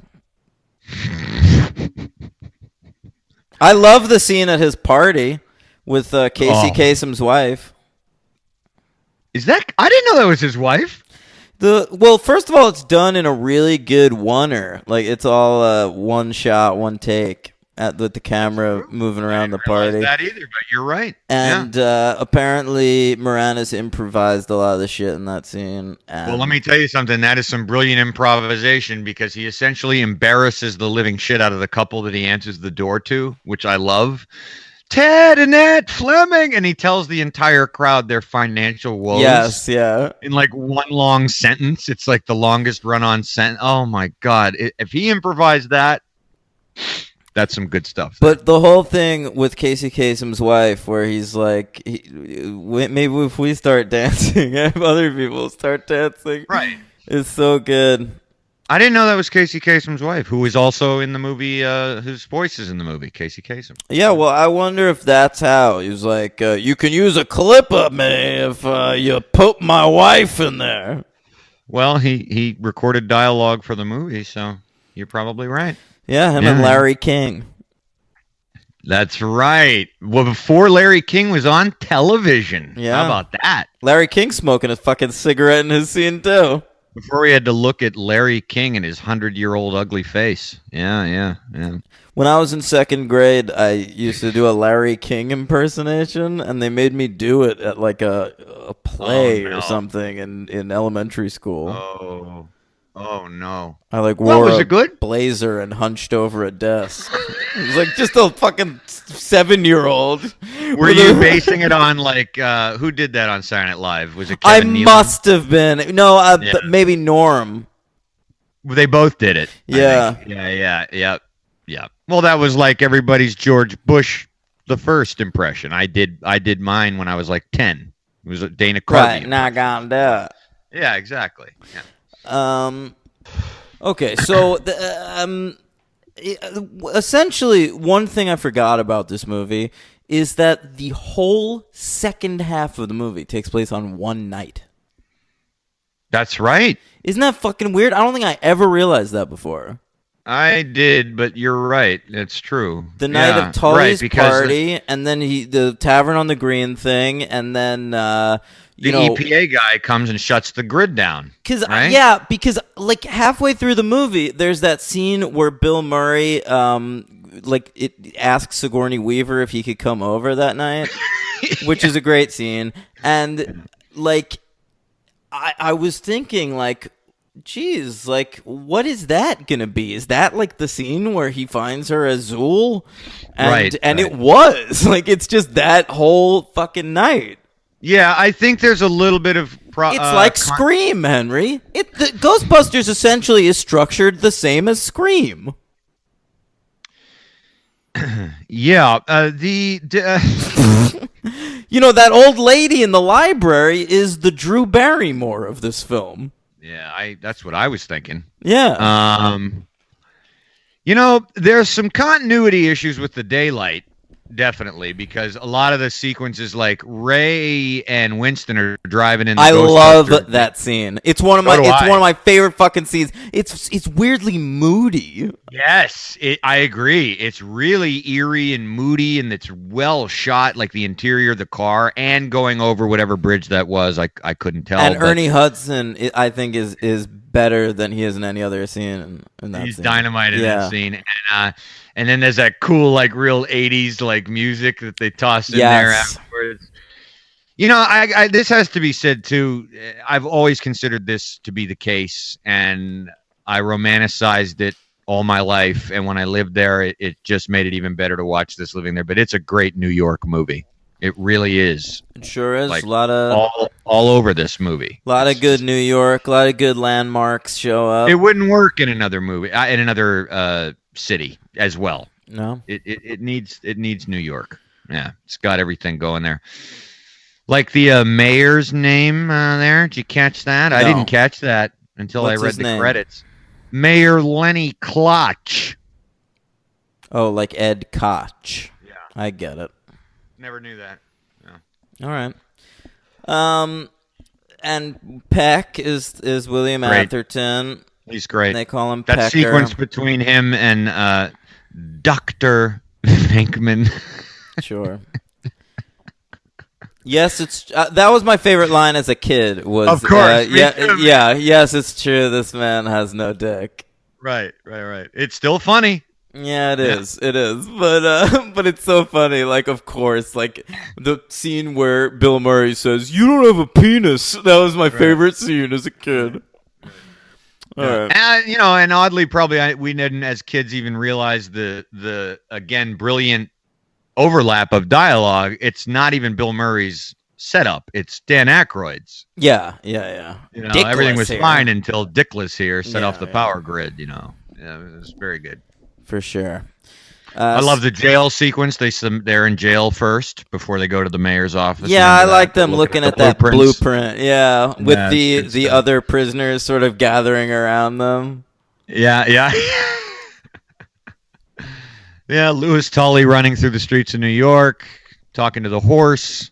That's great. Going to Egon. And I was going to say about the day and the night scene when we talked about the cool moodiness of the Ectomobile. But like, yes, and Winston get to the Ghostbusters headquarters. It's daylight, so it's a little strange, And Peter goes over at night to Dana's house, but when the ghosts break free out of the building, it's daylight again. Whatever. Strange. Right, I agree. Whatever. Strange. I'm going to go right ahead and just give that a pass and say it's the ghosts affecting the twilight of the sky or something. Who cares? No, I'm going to go ahead and say it's a mistake that doesn't ultimately matter. I don't need to write fan fiction about this fucking movie. Yeah, I just wrote an entire chapter in my head about why that is. Okay. Yeah. Oh, Henry. So they end up on that high rise, and there's the Zool shit with Sigourney Weaver is great. I love. Oh, it's fantastic. Yeah. Bill Murray coming to the door. Are you the keymaster? No. Slam. Are you the keymaster? Yes. It's a new look for you, isn't it? Yeah. That whole let's sequence. Stop is trying great. to stop upsetting and disturb Dr. Venkman. And then the Stay Puft Marshmallow thing really works for me. I what love a brilliant that. thing. Yeah. I've actually seen the building. A Wikipedia. What a shock! Something incorrect on Wikipedia. That building in New York doesn't exist. That is in Philadelphia. I have seen that building, and they superimposed that building onto the New York Central Park West skyscape. Look at you. Yeah, I've been to that building in Philly, and it's very small. It's not that big. Anyway, little fun fact that you might not get otherwise. A fun, spurious fact. I love it. Now, no, it's not spurious. It's factual. Okay. A fact cannot be spurious. Who am I The talking Bright about? Bar. Kellyanne Conway Oh, here? we both went with a fucking Dennis Miller impression. And both went to right wingers. Yeah. Okay. Fake news. Okay. Yeah. So anyway, the movie. Everybody vote on Tuesday. All right. Whoa! Listen to you getting all Billy Eichner here. Just Getting being all a good George American. Takei on this podcast. Just being a good American. All right. Yeah. Vote if you're going to vote. You'll only vote for the right one. Okay. You okay over there? I'm done. Okay. Yeah, I'm done. Go ahead. So then the movie ends. Jesus Christ. Great sequence on the rooftop. They decide to cross the streams. Ray talks to Gozer. Yes. She asks him if he's a god. If somebody asks you if you're a god, you say yes. Look, they give Winston some good lines, man. No, that's the thing. The reason, like, you remember Winston so fondly is because in the little screen time he gets, he's really good. Yeah, and so, like, part of me wishes he was in the movie more, but I can't say that in the one half of this movie that he appears in, he's not, he's, like, misused or anything. He's a really good part of the movie. That's true. I agree. Yeah. I don't really agree. I mean, I know that it's easy to look at it as like token black guy. Let's stick somebody in for a fourth. That's 100% what it is. But it's also that he's a really good character and it's a really good performance. Exactly. Yeah. So they blow up the building and they kill Zool and everything. I like a very nice touch at the end there, how every Ghostbuster after the explosion is completely smothered and covered in marshmallow. Except for Bill Murray. I wondered whether Bill Murray said he wouldn't do it. So did I. Yeah. I don't know. Was he a prima donna back then? Yes, he was. Yeah? Absolutely I didn't know. He was. I didn't know. Yeah. Grew into that or not? Yeah, so I wondered about that. It was sort of like when we covered Home Alone 5 and Malcolm McDowell wouldn't let himself be covered in whatever. I don't think I watched 5, did I? No, you skipped 5. Okay. So anyway, we didn't talk about the ghost blowjob enough. There's a flat out. I'm gonna leave that in your. It's the one bad part of the movie, man. Because the movie's perfect and the montage. The montage is really good. And then all of a sudden, it's Dan Aykroyd lying in bed in the fucking. I mean, where is this supposed to be in the firehouse? Yeah. Yeah, because they're all next to each other. Yeah, and so that doesn't make sense. Why are there ghosts running loose in the firehouse? Well, I mean, I guess they're everywhere. Why would they not be in the firehouse? What the fuck are you talking about? Why would they not be in the firehouse? They're not everywhere, Henry. It's not like ghosts are like fucking all over the city and everyone's just like, oh, another ghost. Yes, they are. No, it's just that they're getting a lot of calls for ghosts. But it's not like what are you telling me, that it's a coincidence that they fucking rented this firehouse and it's being haunted by a sexy lady ghost? I have no answer to that. But what the fuck is going on in that scene? Well, no, it haunts me. I never overthought it to that point. I just figured there were ghosts all over New York, and that was. There's not ghosts all over New York. It's not a mass haunting. Everywhere. They're traveling everywhere. You see them in all parts of the city with traps, and they're getting. So, do you think that this ghost traveled to the firehouse? Thinking it. You'd think the ghost would want to not be around the Ghostbusters. Maybe it didn't make it into the containment system. Maybe you they think brought this her back. one ghost escaped from the containment system and then just to give Dan Aykroyd a blowjob? Hey, Aykroyd wrote the script, so he probably wrote it in for himself. And what's Dan Aykroyd doing in that scene? He sees a ghost unbuckle his pants, and then he's just like, guess I'll lay here and get this blowjob. Yeah. Could it be, I'm just thinking, this is just occurring to me. Am I misremembering that, or do they not fade into that sequence with kind of like a wavy, like... You think it's a dream? I'm asking, is it a dream sequence? I think there is something like that, but if it's a dream, why is that in the movie?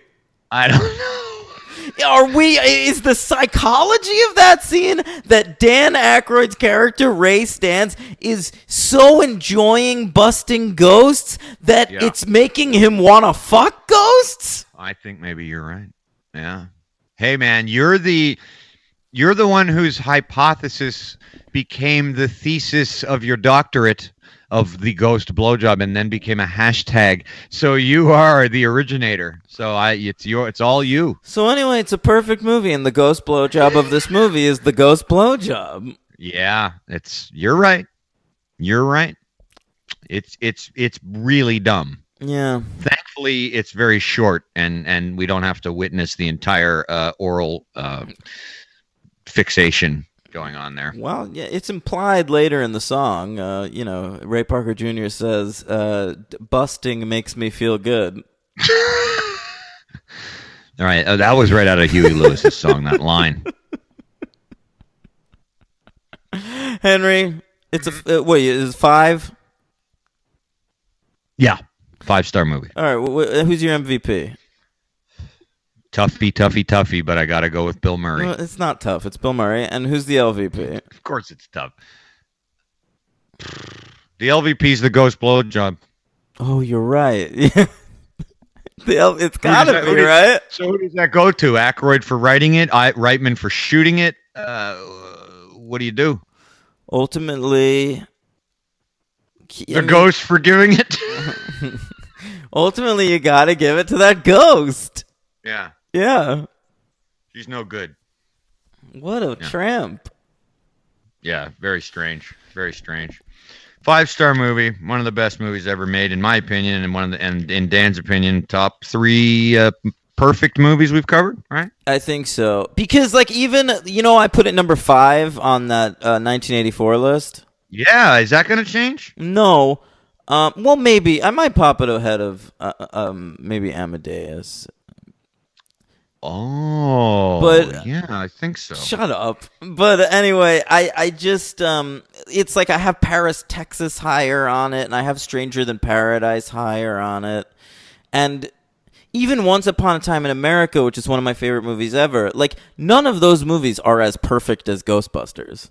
Once Upon a Time in America is a fucking mess in many ways. But I just think they are more profound and amazing. But there's something about Ghostbusters that is just a perfect movie and does exactly what it sets out to do better than anything else that has set out to do. Yeah, I agree. And one thing I just wanted to quickly mention, because I wanted to mention this from the beginning and I didn't want to forget. I don't think a lot of people even think about this anymore, but it's an extremely original movie. Not to state the obvious, but right? Like it's like it's one of those premises that we've talked about. Like I think I brought it up when we did Ocean's 11. That is just like so immediately like I wish this was a TV show. I want to watch 100 hours of these guys busting ghosts. Yeah, totally. Yeah, and we got it in a cartoon form, and it's a great cartoon, by the way. I remember loving it as a kid. I you probably have the DVD. Am I wrong? No, I don't. You know who got his start writing for that cartoon? Who? J. Michael Straczynski. Really? Yeah. Oh, by the way, you reminded me of something. I want to make a correction. We haven't done this in a long, long time on the show. I made a very, very wrong statement about. I don't know, mid Nightmare on Elm Street when we covered 1986 or something. I said that Bright Lights, Big City was written by Bret Easton Ellis. No, Jay McInerney. Did I not correct you at the time? No. Oh, okay. I just realized, and I didn't look it up after. I just remembered that I said that, and I was like, "What the fuck was I thinking?" We must have been talking about Less Than Zero or some shit. Maybe. Yeah. Anyway, all right. Or is that, what do you think? For fuck's sake, leave us a 5-star rating or review on iTunes. You could follow me on... Whoa, I got a superhero count there, buddy. Oh, yeah. What's the superhero count? It's just 4. Okay. So let me pull that out.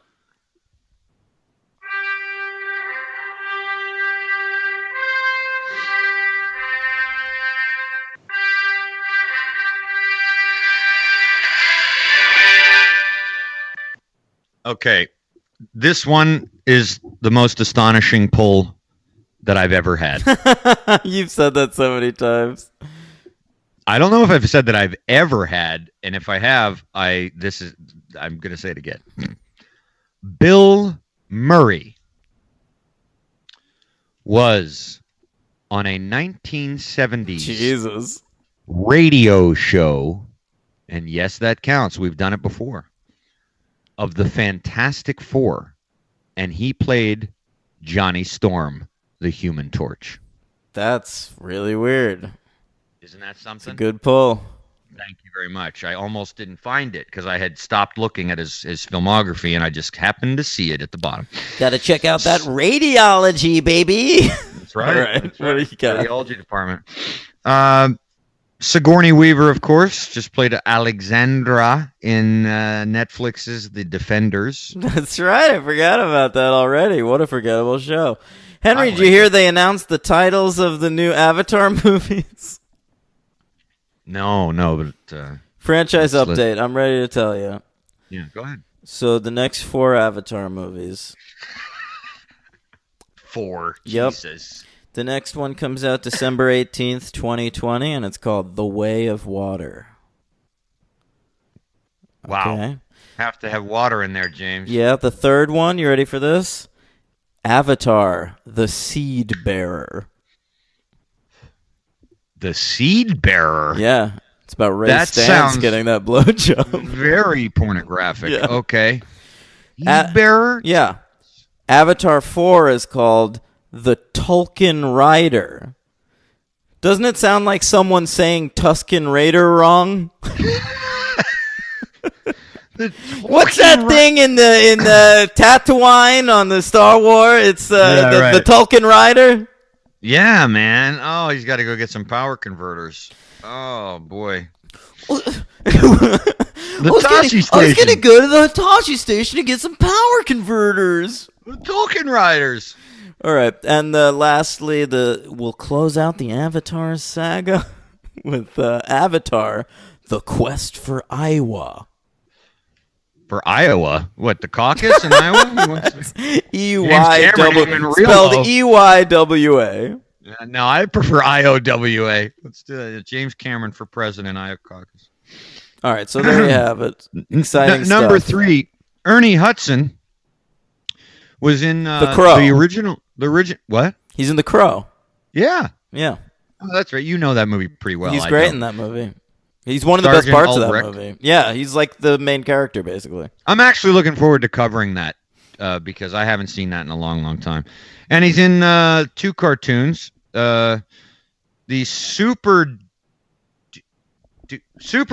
team. He played Cyborg. Because he's the Superpowers team. Yeah. The fuck is that? I had to make sure it was what I thought it was, and it is. It's like the Super Friends, but it was called Superpowers team. Played Cyborg. Sure. He's used to playing tokens on super teams. What else you got? Okay, so he was Cyborg, and in Batman Bad Blood, he played Lucius Fox. Sure.